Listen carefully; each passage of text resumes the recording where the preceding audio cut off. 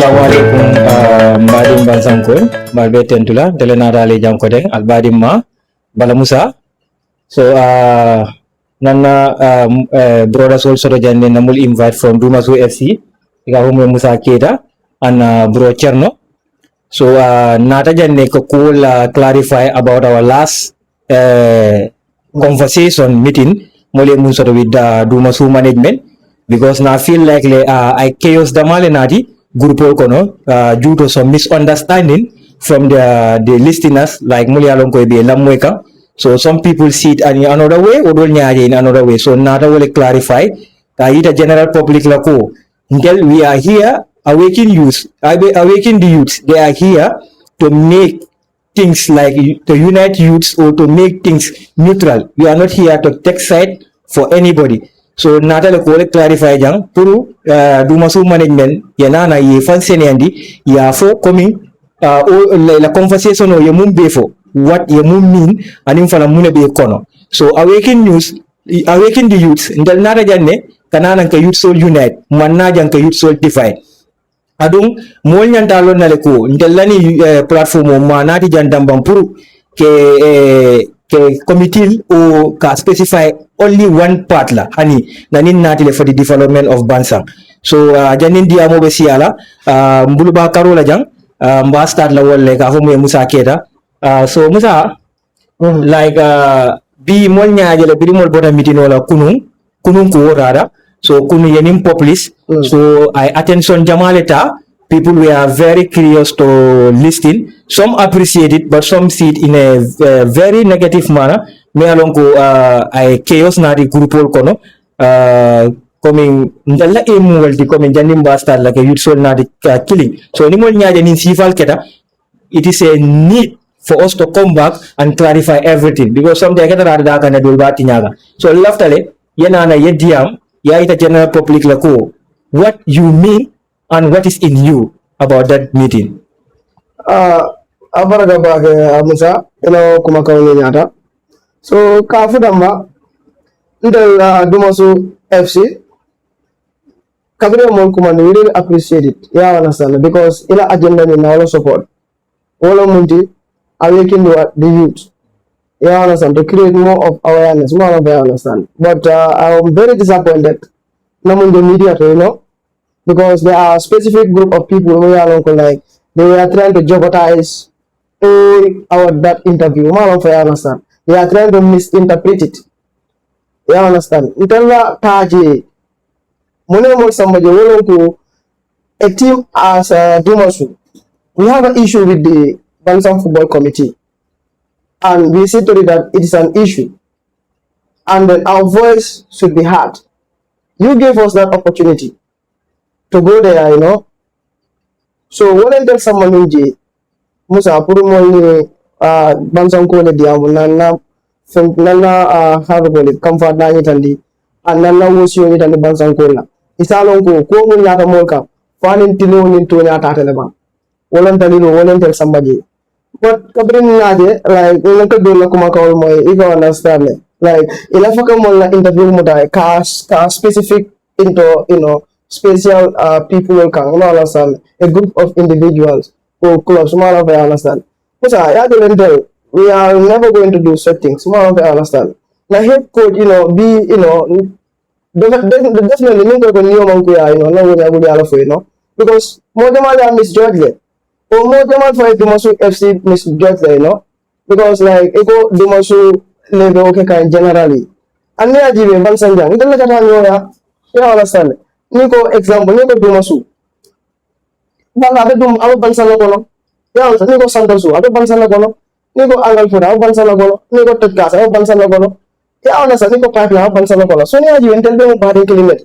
So until the problem be nata, just to cut it short, any community mantara nyoka, any mantara nyoka. Malasan, either Moshani Lombang, Angalfura Lombang, please.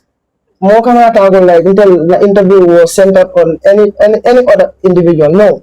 Until not like can come for that and then Lamu feel like committee munkamola am right. Yana sa until go for Kanunji. Bantalman Taji come Kawili K Klopo mention. Until Mantawala J Musa. ndel dumasu ya nyaji be ndel friend nde exam nde friend lo soto ni ko no build especially comme like ya la head ko ya ko center monka ya na sala e ko no e ko angal fuda ni top class mo hypocrite like wait come on what sense make like it was not trying to talk about that. But hindi, alam for the just no come like more alam for as a community, I feel hypocrite. Just no, I cannot accept that. Why? Because I have friends in Angal food. Some of them where my where my mates. I understand. Maybe no they don't go like you can. I understand. I have friends there. Being there like how you like photo. That comes from the same thing. I have friends there. So in the film for la, on the more you come like I film for. Community or community, you understand? So please, we have no grudges, we have no hatred for any club, understand? For any community here, you understand? For any coin, you understand? The problem that we have is with the community, you understand? Is the Bansam Football Committee, you understand? Then we will issue sort of. But there are people who are trying to change all the narration, trying to center it on, Mala coach for why is understand I mean actually. Yeah, understand. In passing, I'm not going to support anything like that. Yeah, understand. And then na coach from my video camera. And yeah, I don't know extent from don't be able to come like they were trying to promote tribalism. Oh, I understand. Then yeah, as Dumas would. Can you see what be? Yeah, I'm not coach from one of my yeah, understand. So obviously, Mala, what film for a come, Kujamo for maybe Angafutan Kole. You can understand. Oh, Sound Kole. All of us, I'm not saying them killing. So, you call that, please. Jania, ya conclude. Amari Ninka, I'm going to mean. Before I jump down my Yafu, mean. Yes, I'm very disappointed because special individual we expected them to be neutral. I can understand it. But those are the people who are trying to be biased. So, we are going to fatala. So, in the other Janabi, Kaitan the Bansang Kolako, Nakumaka for during the interview, until we are directly referring to Bansang Football Committee. We want to see the betterment of Bansang football. But the money more put on the Musala platform. Nothing more. You understand? And near come like Nakumaka, I don't hurt like in one way or the other. Please, Mafuka come like, we are sorry, but we don't mean it that way. Yeah, Diamo long a form and dear. You can't follow Doka di Yami and it have the Abuka clean. But how many of them mantima? Udalilo Kamalon be Nagana Yango course in Alimona. So yes, I know come like Telma mean Okama. So Dalilo from Musa, Nanina Sodoka Bansangole. Okay, Abaraka Baga Musa Nila Kumomele, Saim Nara Brochea, Broche, come in Nafa Nyami, B. Diamo Siada, Ila word soul people misconception of Siada. So people are saying different kind of things. We are go like maybe you don't even mean it. So lafta le yenana, ya clarify what you mean about all those things. So so ba yenana ya seniandi like coming bansa ya ite la go coming. This is your motive behind all this interview. So lafta le inim bansa ngole diam mulboko south angal fuda at like bansambe. Musa Baraka Bage to have me here again today. Hello to more Yara, more Lata Kupana. Mbakuma Sera Angal Putala. I don't bet the Amla Fulaka letter. Rivajera. La more maybe Melma Maninga Kama Wala Surua Kama English. If I understand Nolale Kumoni Munaya Sabu Ngafo one. Kununko nga interview sotole if I can vividly remember where nga angal futa ning podcast la kumo foje na dia mo kono adu niaje ngawol ta as a reference is because there are also big teams in Bansang here with Dumasu so nga mera ning kudo le kala ntol nin team sabo we should be able to be united and fight for Bansang football to progress. Understand, which is not happening over the years. I understand. So, but coming back to the topic on arde halde ko kulle interview on hiccianti ono angal futa na bengo mone haldude pour famo ko hondu wadi min angal futa are hypocrites dum mi fala wadde do clarify wada understand because when no innude min ko mi yalto dum yenni angal futa ko konno on fo mi yenni te mi dande hashtag ko konjam yari portable mi angal futa ko musidɓe a won ton bappiraɓe anno ton kawiraɓe anno ton miɗo jogui ton miñiraɓe miɗo jogui ton kadi ɓe andanta woɓɓe ko kaw wiyatala woɓɓen ko bappa wiyatala so mi sikkani ɗum no foti heƴuɗa kono e angal futa kono basically sa mi haali ɗum angal futa koɓe hypocrites ɗi is because that was during time mo yimɓe waɗano meeting kulle nawetano ɓe jonnuno on constitution because constitution on this time around ɓe adduno harmonise laws ɗi from the RFA ɗi andanta ɓe ɓeydiɗi ka constitution ɓe addani on mi sikki tim rek moɗo on no andi so ɓe jonni on constitution ɗiɗi pour waɗon ɗi revise so kono gila waɗon ɗi revise o wawani arde to taam o wawani famondirde wiɗon koma ruttoɗon taw galle on tuma yaha haldon e timji mon ɗi management ji mon ɗi non si arton wawon donnude e final verdict pour kulle constitution o a waɗi understand so kono gila ruttiɗon galle ɗo e meeting on artude pour arton joɗagol yewta pour wawa famodirde kulle constitution o ko nder ɗen balde mi yii timji 17 yoɓi registration maɓɓe on te hari meeting on gasanta o haala kan gasani taw timji 17 fof yoɓi te ko timji nogay foti wonde so mi yii ka on list timji yoɓuɗi ɗi ko Tekkas woni dow angal futa woni second te ko ɗi woni ɗo timji mawɗi ɗin balsan kañum e duuma su gandantade a regular competitors inde naweta so min mi yii angal futa team rep maɓɓe on ɓe waɗi boycott the other team reps ɓe andanta ɓe tawa e meeting on ɗaɗi min ɓe waɗi ɓe boycott because ko ɓe yewti ko angal futa waɗani ɗum respect ɓe yehi ɓe yoɓoye registration maɓɓe on minen komin joɗi ɗo rek kikiɗe goto rek mi yehi Facebook list on mi koli clope ɓagon min nemo kana ɗum ko honno woniri oyenna min kadi no kanko sakkolila min oyenna bro wona yi affaire no woniri min nemo min tigi sa ko ɗum mi yiɗo jumde kana ɗum ko honno woniri oyenna min sa waɗan ɗum ko nassa min nemo joni yaw ɗum joni a yoɓa registration because ko only 3 spots heddi ɗo te according to memo maɓɓe on ɗin 3 spots si heɓi ke rek even si tawi final deadline on waɗaka mid kamɓe they will go ahead and do their balloting nak duma suko sukaɓe men jogi ɓe andanta ko filaw football every year mais mi wata joɗade ɗo sukaɓe no fila har kamɓe filata ɗum wata dépassé luwaji maɓɓe ɗi andanta ɗin ko primary school looji ɗum takata minen min waɗani join nawetan balsam ko minen fof jeeyi balsam minen fof hawti balsam a waɗi understand ko on point waɗi mi inni angal futa a hypocrites te sa mi inni angal futa a hypocrites I don't mean the community wona community on non e wiide de team angal futa on is bearing the same name si tawno team moɗon on ko inde wonde jogino like dental fulɓe ko goɗɗum go ko non mi haalirayno kono ɓayri team on ko inde angal futa woni e dow makko kono mi wiyata sikkay ko angal futa mi wiyata so mi wi angal futa noon ko football team mon on mi wiide mi wiyani koye moɗon fof famiron ɗon mi yennani on ko gonga mi haali ko ɓe waɗi ko ɗum ko jamfagol a yewtidata goɗɗo e hunde ha para an softoɗamo yaha waɗoya goɗɗum go ko andanta on yewtoyade ko ɗum waɗɗon ko ɗaɗi minni ko nafiguiji fami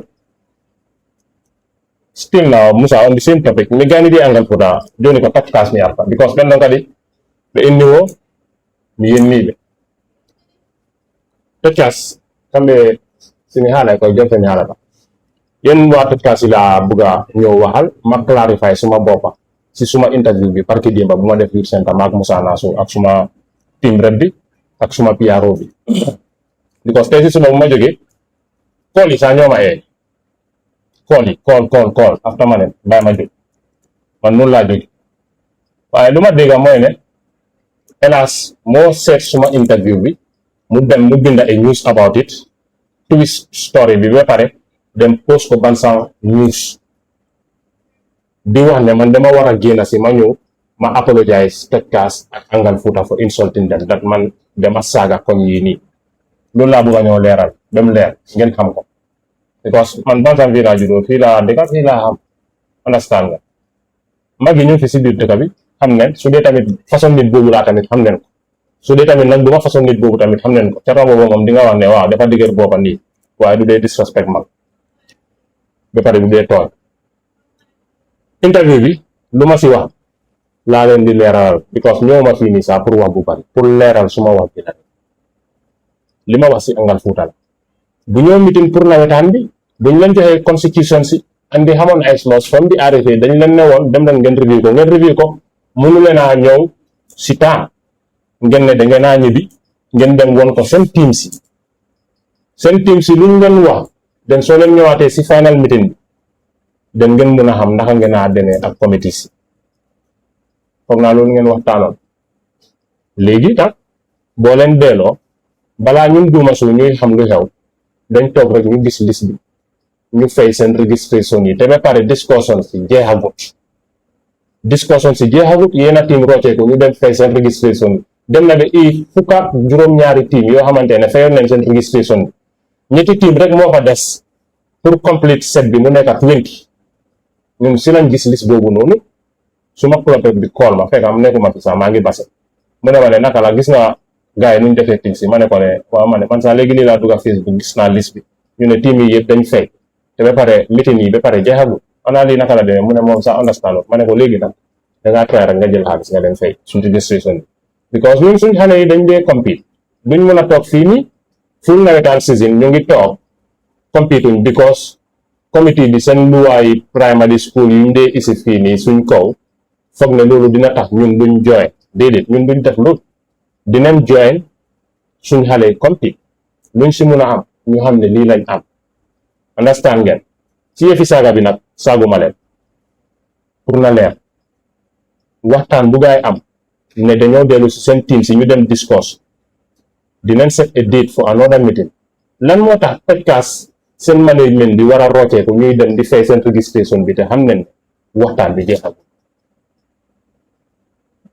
podcast ñoo nekk di first team ñu fay Angal Fuuta second lan moo tax ñoom ñuy war a def loolu te ñoom ñoo nekk team yoo xamante ne biir Bansang fii ak Duma Show ñoom ñoo fi nekk team yu mag yi yoo xamante ne iya bu nekk dañ dee compete naweta fanna bi nag moo tax ma ne podcast naa fekkale because dañ ñu jàmfa luñ def waruñ koo def moo tax it ma ne naa fekkale soo waxtaanee ak nit ngeen am agreement yow waruloo rocceeku ngay dem di def leneen podcast nag team la si lu ma xam South tudd podcast de podcast team la podcast si biir South la jógee soo ne podcast ñu fa nekk South la Jambangel ak some parts of Santasu ñoo nekk podcast so su ma ne podcast basically I am referring to the team bi laa nekk di wax waxuma ñu dëkk biir podcast seen community bi man waxuma ñu de hélas mu binda news bi moom laa bugga mu leeral lii nii mu génn si mu ne leen ne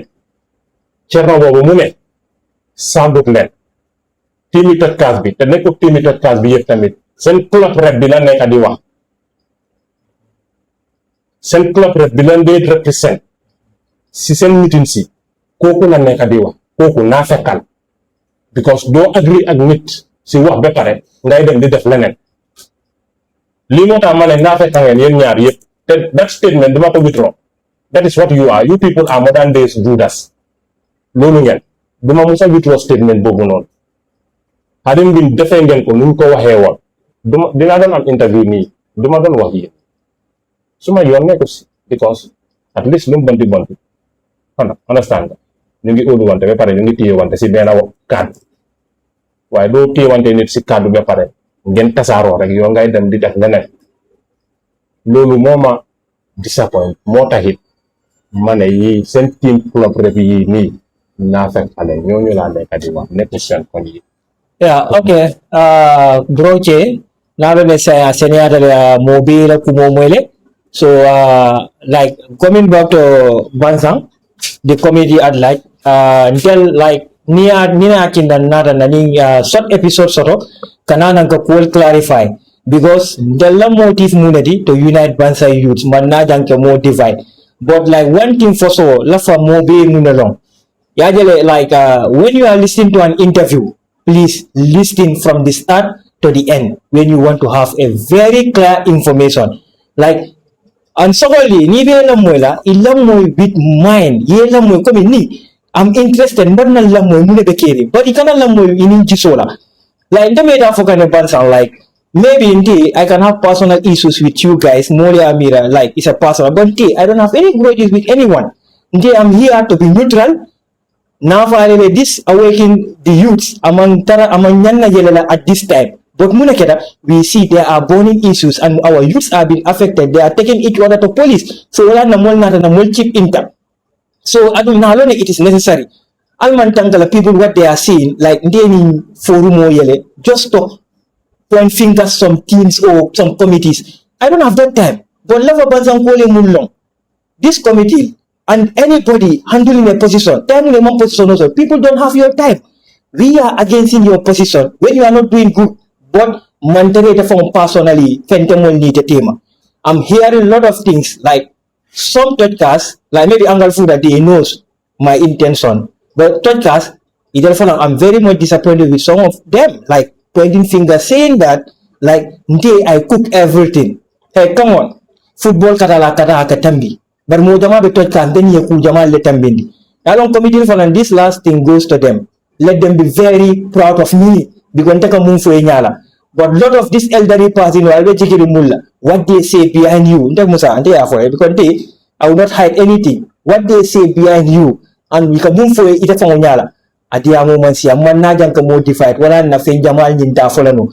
But Niatara, you don't want that platform to go. This platform is here to stay. We see a lot of things has been happening in Bansang and people are not aware. That's why we came with this initiative. Me along to Bansang Beleta, more than it.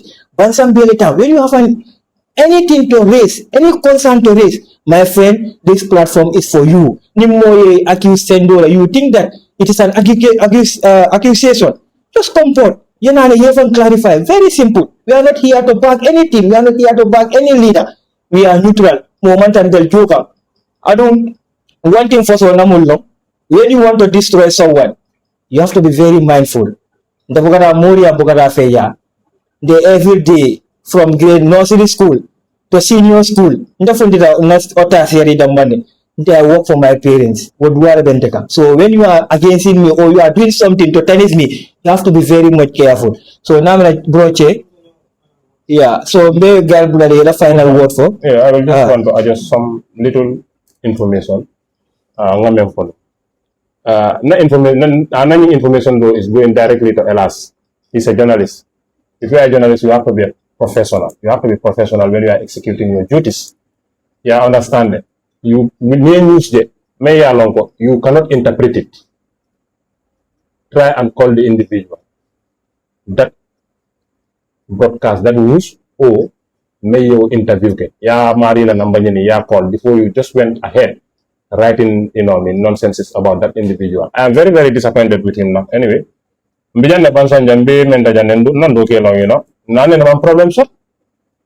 Honey Nindiro, Sonko Fanden Amandunding last year. So, may I think I think more understand. Can we draw? Can portray in this form? I don't understand that. Remember, agenda probably he is sent by the community, the committee, because they are all deceived. At the last one, Nanyaninka question he time when I interview Fido. Nanyaninka a question he will leave that for the audience. Naming interview Sifalje. As a professional journalist, Nigo Muwale, the professional journalist, leave it to the audience to discuss it. Omankete la diamuchi. Yeah. Okay, until the final word bekala munti wolong correct. Kaidan di Bansang Coal be lako. From Dumasu management to Dumasu FC players, officials, fans, kaidan di mul be lako. Until we are not fighting any team in Bansang. The only fight that we are doing is against this so-called committee. Yeah, I understand that. Because I'm very, very disappointed in this committee, to be honest. You see, covering many incidents, committee member Damal Biji, Nila status on GB, I come out with the Ikadinake Garawal like a status older. That doesn't tell well about you, especially in an interview. Mojamal Biji Bajanaka. If you are talking about tribal, tribalism like a can, I'm very, very surprised. Some of these committee members go for football governing like a can. I'm very disappointed in you people, to be honest. Come atel mo si falo Bansang football, govern gang. It's not a surprise to me come Bansang football mantataka because of you people. So please, alan daji call falling. Intel na tell lebet ninkelo kono ya understand. Dumasu is with this committee. We have issue with the committee. Please, Bansang football committee. Intel na tell the issue for. Intel any club mang issue shoto. So please, club any club kanaje ko ntel be tel fight kana no ntel nim Bansang Football Committee la banyin kono. And Bansang Football Committee more be yalo nese asenati malakom like how incompetent you people are, especially the chairman. Kata I can nonsense also feel as state also, it doesn't tell well about it. Go like it be koya governing the whole of Bansang Football Committee. It ka mawanya it ka state also ke. So ni agen tel taran dang ko musala because of what ala agenda ni na support le. You understand? Wala kin ndara nan dang ko ala because ala agenda ni is not only going to center on football. Yeah, understand. So that is kama diamond dung amandia, So ni akara kom like no film for jang and do yaje and come another way around. Mbafule ko we are very sorry. Diamond amandia. Yeah, understand. Mo fana mantima. So that is kama kom ni mo yaje kom like no kumo mum for jang. I hot like in one way or the other. But we are just trying to say the reality. So on that note, mbemo be tendula mbe jayla mbafula angal futani hado ko tachasi ko ikana nyin kulta so personal. Yeah, understand. We are not referring to them. Yeah, understand. Our coach already clarify everything. So ntabal dani na damba ni atara kom like we feel offended. We are saying we are very very sorry, We are very very sorry for any inconvenience mu yalon ko like ayal hot in one way or the other. So musa na so tambe mu fala Bansang kole ala baraka bag.